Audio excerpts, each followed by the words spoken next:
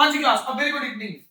तो आज वाली क्लास में हम आगे कंटिन्यू करने वाले हैं class 6 chapter lines and angles. तो क्लास आज का हमारा टॉपिक है कंपेयरिंग एंगल्स। तो गाइस आपको नाम से ही समझ आ रहा होगा कंपेयरिंग एंगल्स, यानी एंगल्स की तुलना करने वाले इस चैप्टर में हम। अब देखो बच्चे, सबसे पहले इसमें हम एक ट्रिक के बारे में पढ़ने वाले हैं। देखो बच्चे, कंपेयरिंग एंगल्स में हम एक ट्रिक के बारे में पढ़ने वाले हैं जिसका नाम है सुपर इंपोजिशन। देखो बच्चे, कंपेयरिंग बाय सुपर इंपोजिशन। अब ये सुपर इंपोजिशन क्या होता है इधर देखेंगे आप। अब आप सभी बच्चे देखो बच्चे, मान लीजिए यहाँ पे मैंने कोई एंगल बनाया। सब नेक्स्ट पेज बढ़ते हैं। हम पढ़ रहे हैं सुपर इंपोजिशन के बारे में। सुपर इंपोजिशन, आवाज में। हाँ, सुपर इंपोजिशन में आपको किसके बारे में पढ़ना है? मान लेंगे आप कि आपने एक एंगल बनाया, हमने एक एंगल बनाया। हाँ, इसका नाम दिया हमने ए बी सी। तो हमारे पास एक एंगल हो गया, एंगल ए बी सी। एक और एंगल बनाया हमने।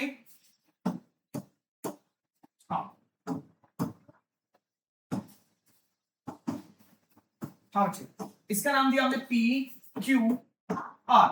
अब हमें देखना है कि इन दोनों में से कौन बड़ा है। तो एक एंगल बनाया एबीसी, एक एंगल बनाया पी क्यू आर।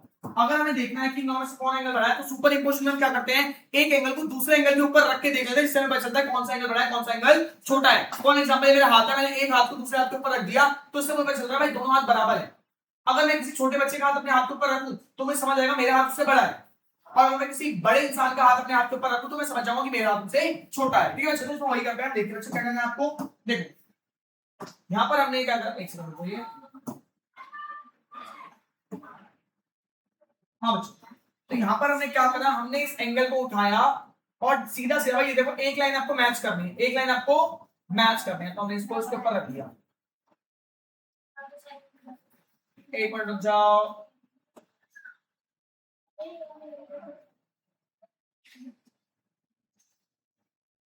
सामने बच्चों, हमने एक एंगल लिया और दूसरे एंगल को उसके ऊपर रख दिया पूरा पूरा।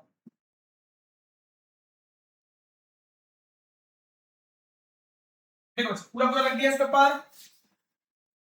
अब आपको देखना है कौन सा एंगल बड़ा है। इधर भाई, ये जो हमारा येलो वाला एंगल है, angle P A B C है, वो तो इतना दिया, और एंगल पी क्यू आर हमारा इतना है। तो भाई ये इतना हिस्सा एक्स्ट्रा है, तो इतना हिस्सा, ये तो इतना हिस्सा एक्स्ट्रा है हमारा, तो ये एंगल बड़ा होगा। तो हम लिखेंगे angle P Q R angle ABC से बड़ा है। तो सुपर इंपोजिशन में हम क्या करते हैं, एक एंगल को दूसरे एंगल के ऊपर रख के देखते हैं, जिससे हमें पता चलता है कौन सा एंगल बड़ा है कौन सा एंगल छोटा है। क्या कोई दिक्कत? इजी था। आगे देखते हैं सामने।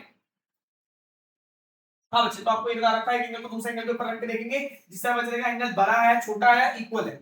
नेक्स्ट पे बढ़ते हैं। हाँ जी, अब आपके सामने एक क्वेश्चन है भैया, फिगर इट आउट।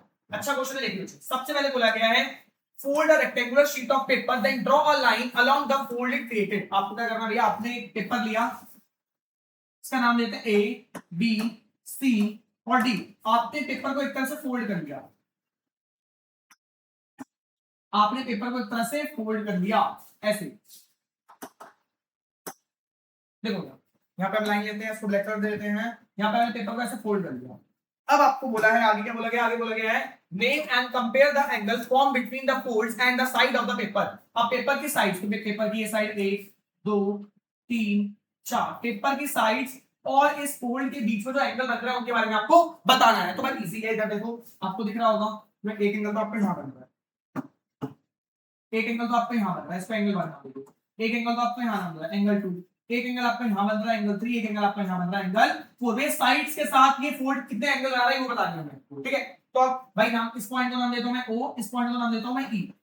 कुछ भी नाम आप दे सकते हो, आपकी मर्जी है। तो अब यहाँ पे कौन कौन से एंगल बन रहे हैं, तो मैं लिखूंगा angle form by form, angle formed by fold. तो भाई फोल्ड करने से कौन कौन से एंगल बने, तो एंगल DOE, एंगल DOE पहला कॉमा। दूसरा एंगल कौन सा बना, COE, एंगल COE। ठीक है, तीसरा एंगल कौन सा बना, AEO, एंगल AEO। चौथा एंगल कौन सा बना, BEO, एंगल BEO। ये चार एंगल बने, चार एंगल का नाम हमने लिख दिया। क्या कोई दिक्कत? आसान था भाई। क्वेश्चन में बोला गया कि पेपर दिया, पेपर को फोल्ड कर दिया। अब बताओ उस फोल्डेड लाइन से पेपर की साइड का कौन कौन सा एंगल बनता है। तो हमने देखा भाई यहाँ पे फोल्ड बन रहा है, ये साइड, फोल्ड और साइड के बीच में ये एंगल बन रहा है, ये नाम लिख दिया उसका। आगे, अब mark different angles by folding a rectangular sheet of paper and compare the angles.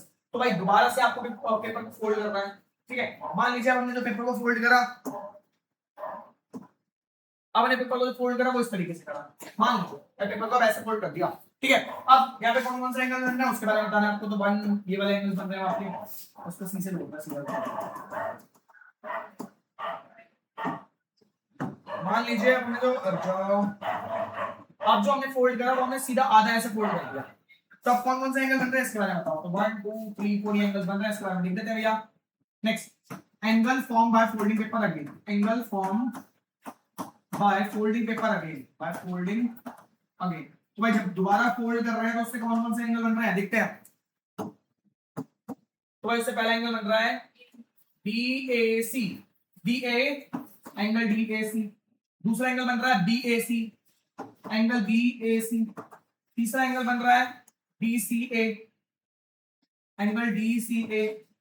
चौथा एंगल बन रहा है BCA, एंगल BCA। तो भाई ये एंगल दोबारा फोल्ड करने से बन रहे हैं, कोई दिक्कत? ठीक है। अब आपको क्या बोला गया, which is the largest and the smallest angle you made. भाई सबसे बड़ा और सबसे छोटा एंगल कौन सा है इसके बारे में आपको बताना है। तो लार्जेस्ट एंगल कौन सा है भैया और स्मॉलेस्ट एंगल कौन सा है। तो देखो बच्चे, मुझे जो सबसे बड़ा एंगल दिख रहा है जो हमने बनाया है,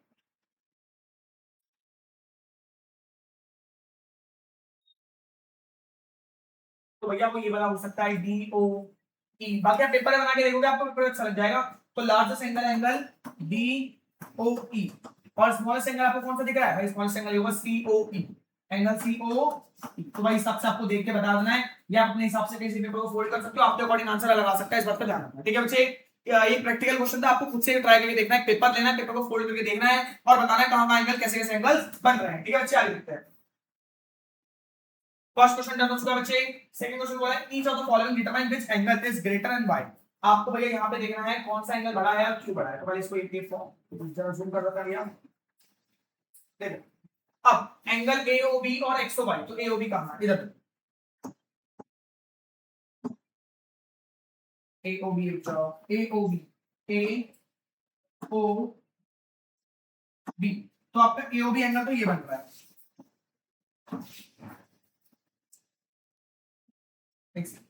आपका AOB एंगल तो ये वाला एंगल बन रहा है, ठीक है। इसके बाद दूसरा एंगल XOY, XOY कहां है बच्चे। तो XOY एंगल है आपका ये XOY, इधर भाई AOB एंगल हमारा इतना बड़ा है और XOY एंगल हमारा से इतना सा है, तो कौन सा एंगल बड़ा होगा सामने। AOB एंगल भैया हमारा इतना बड़ा एंगल है और XOY हमारे से इतना सा एंगल, कौन सा एंगल बड़ा होगा AOB। कौन सा एंगल बड़ा है AOB। बहुत बढ़िया, तो हम लिखेंगे एंगल AOB।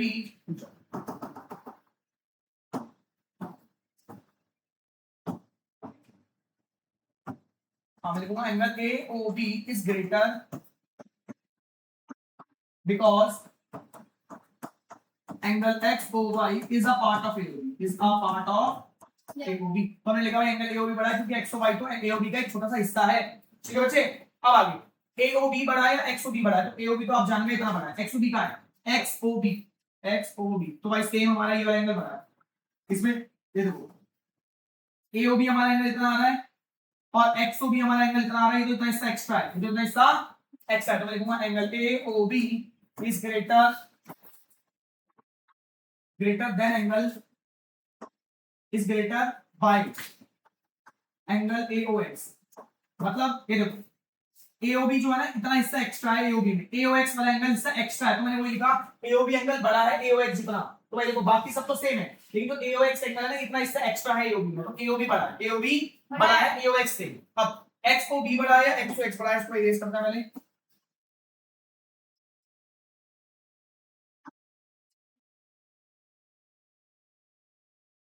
अब देखिए बच्चों, आपको बोला है XOB बड़ा है, XOB कहां है भैया XOB, ये वाला एंगल बड़ा है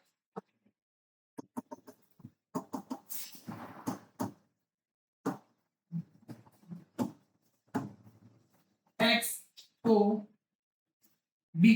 XOB बड़ा है या फिर XOC बड़ा है, XOC कौन सा बड़ा है, XOB बड़ा है या XOC बड़ा है?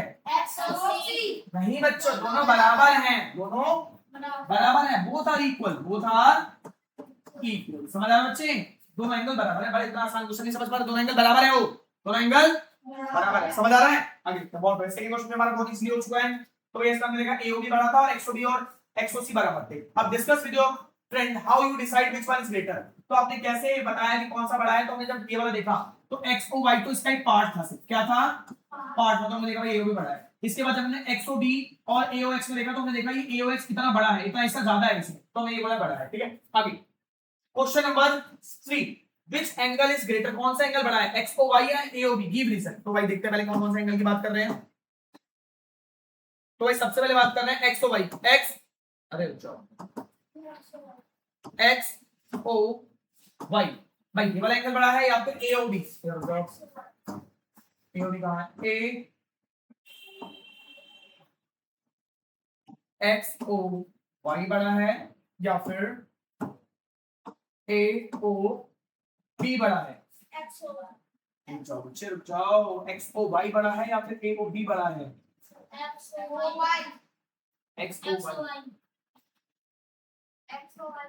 एक सेकंड, इधर सबसे पहले XOY,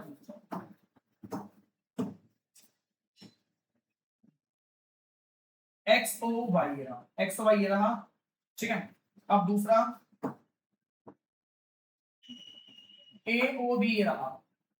तो इधर देखो, दोनों में ये वाला हिस्सा तो कॉमन है, दोनों में ये वाला हिस्सा तो कॉमन है, इतना दिख रहा है आपको? इधर देखो भाई AOY दोनों में कॉमन है, दोनों में कॉमन है। अब मैं बात करूं AOB की, AOB की बात करूं AOB, तो उसमें AOB में ये वाला हिस्सा एक्स्ट्रा है, ये वाला हिस्सा एक्स्ट्रा है। अब मैं बात करूं XOY की, तो XOY इसमें ये वाला हिस्सा एक्स्ट्रा है, तो ये वाला हिस्सा बड़ा लग रहा है, ये वाला हिस्सा बड़ा लग रहा है, XOY वाला। दोबारा से देखो, इसमें दोबारा देखो,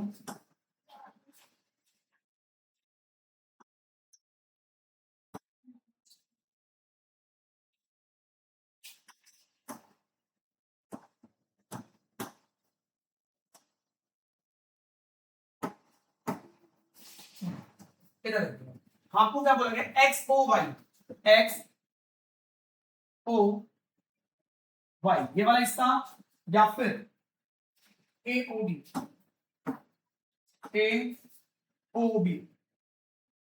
तो देखो ये हिस्सा दोनों में, ये हिस्सा तो दोनों में, इसको हटा दो। अब हमारा जो AOB वाला एंगल है उसमें ये वाला हिस्सा एक्स्ट्रा है, और जो हमारा XOY वाला हिस्सा है इसमें ये वाला हिस्सा एक्स्ट्रा है। तो इन दोनों में से कौन सा बड़ा है? AOB वाला बड़ा है या फिर XOY वाला बड़ा है?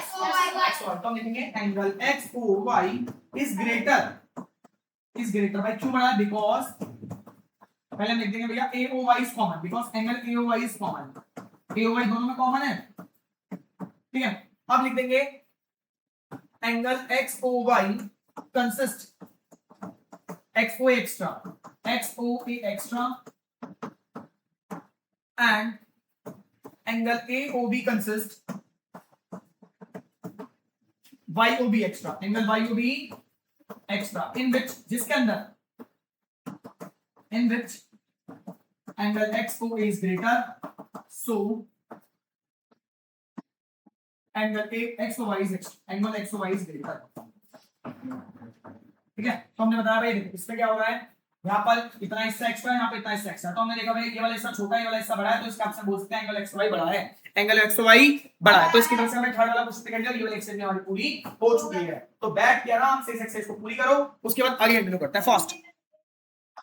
अब बना, हाँ बच्चे मैंने सामने हिंदी मीडियम वाले बच्चों के लिए लिख दिया, एक बार जूम करता हूं, वीडियो को पॉज कर लेना, उसके हिसाब से लिख देना भैया, ये लिख दिया मैंने। अब इंग्लिश वाले बच्चों को यहाँ पे लिखा हुआ है, वीडियो को पॉज करके आप सबसे लिख दो, ठीक है। ये लिखिए, बैठ के आराम से क्वेश्चन करिए, वीडियो को पॉज करके देन आगे बढ़ते हैं। हाँ जी क्लास, तो आज की क्लास हम यहीं पे ओवर करते हैं।